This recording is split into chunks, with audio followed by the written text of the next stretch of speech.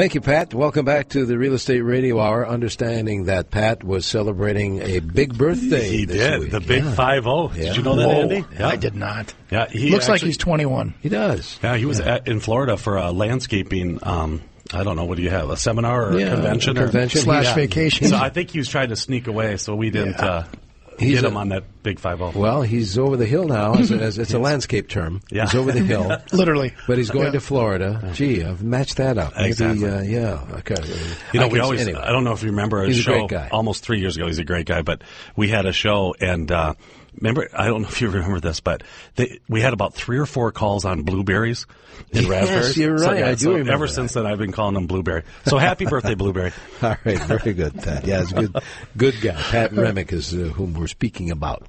By the way, if you have a real estate question, we always welcome yours at 651-989-9226 or text 81807.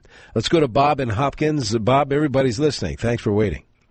Yes, good morning, gentlemen. I live in a townhouse community in downtown Hopkins, and the home right next door is under foreclosure. And I'm thinking about putting my house on the market this spring, and was curious how that foreclosure would impact the comps that they put together and trying to figure out the market value for my home. Well, let's have Ryan Edick. He's actually in studio with us. He's an appraiser, and he's also kind of an expert in that area. Why don't you tackle that one? Well, it's funny. I just did a newsletter this month about that. The appraised value, when you're appraising a property, and I'll try to sum it up real quick and keep it simple. Appraised value, you've got to determine what the market is. If the market for your property is as a foreclosure or comparable to a foreclosure, then that's your market. Generally, it shouldn't affect your value being under traditional terms. Yeah, and I agree. I mean, from a real estate perspective, I mean, people feel that foreclosures are a lot different than a traditional sale, and they know they're going to sell for lower because the bank is trying to get rid of them, but there might be there's the unknowns, too. There's no warranties and stuff like that. Exactly. And I think that there's, in some marketplaces, you see where it's almost like 2 parallel markets happening at the same time, where you're either in that category of being distressed or foreclosed, or you're traditional.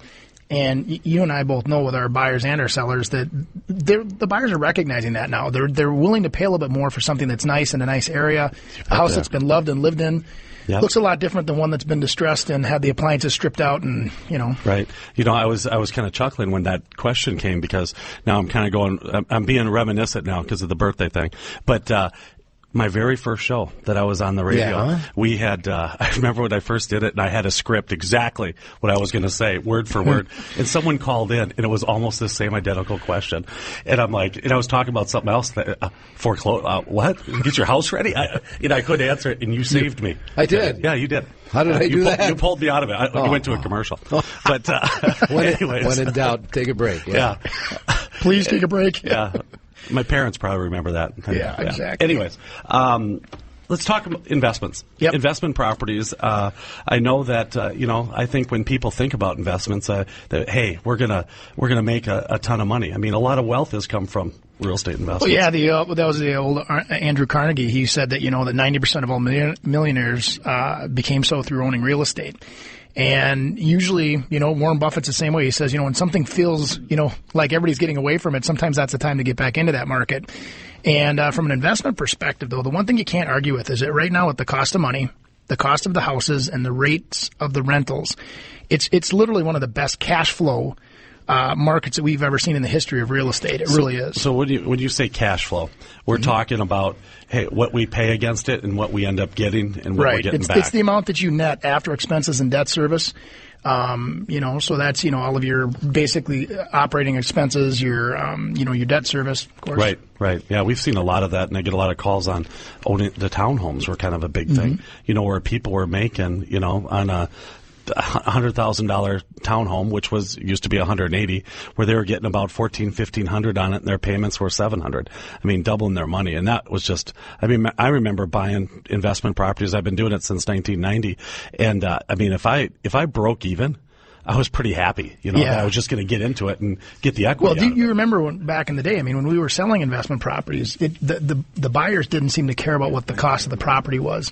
Right. It was what's the cap rate or what's the return, what's the cash on cash. It was different ways they were looking at these because they are vehicles for generating wealth or income, or there's a lot of different ways. Or maybe you need to depreciate that asset against current income because you're having a couple of great years, and You need Right. that loss. Well, and then when it comes to financing, when we were financing all of those, I mean, it was the idea was just get in, do whatever you can to be able to get into it. And if it's interest only and it's going to end in 5 years and it's going to, be 30%, and after that, it didn't matter because the values were going to go up so high. But Mona, you can kind of attest. I mean, what mortgage financing rates now for investment properties are just killer. They're very low, and there's some additional opportunity out there with the home path financing. As an investor, you can come in and put 10% down versus 20 or 25, and the rate is really good. So it's a great time to be buying investment properties. You know what else is that I've learned, and we have to take a break since the show started, is that you're talking about management, or it's like turnkey. You say, all right, here's your few, and it is very reasonable. Here's the money per month or whatever, and they take care of everything. I think that's great. Oh, yeah. Has that just arisen It's under given $100 a month. these conditions? It never used to be that easy, did it? Or No one took their time to be able to do there really wasn't a individual lot management. I was going to say there wasn't a lot of resource available. Right. Like our Minnesota Exactly. Home Rental now, these guys are experts in that industry, and they can, we reference them all the time. So if anybody has a question, of course, they'd be the guys to go to. So, as we head to the break, I want to remind folks that this segment was brought to us by our friends at Linda's Construction.